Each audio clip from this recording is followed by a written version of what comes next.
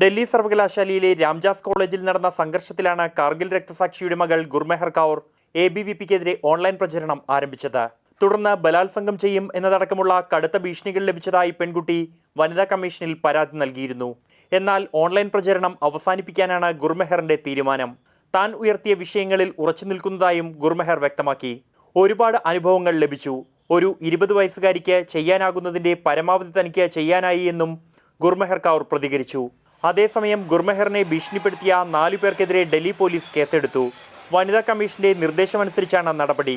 ABVP അതിക്രമത്തിനെതിരെയും ക്യാമ്പസുകളിലെ അഭിപ്രായ സ്വാതന്ത്ര്യം സംരക്ഷിക്കണമെന്നും ആവശ്യപ്പെട്ട് ഇടതു വിദ്യാർത്ഥി സംഘടനകളുടെ നേതൃത്വത്തിൽ വൻ പ്രതിഷേധ റാലി നടന്നു.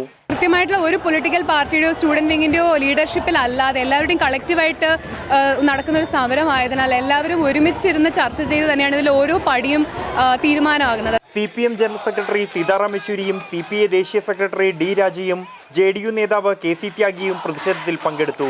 ജവാന്മാർ മരിക്കുമ്പോൾ ആഘോഷമാക്കുന്നതിന് ഇടതുപക്ഷത്തെയാണ് വിമർശിക്കേണ്ടതെന്ന് കേന്ദ്ര ആഭ്യന്തര സഹമന്ത്രി കിരൺ റിജിജു പ്രതികരിച്ചു.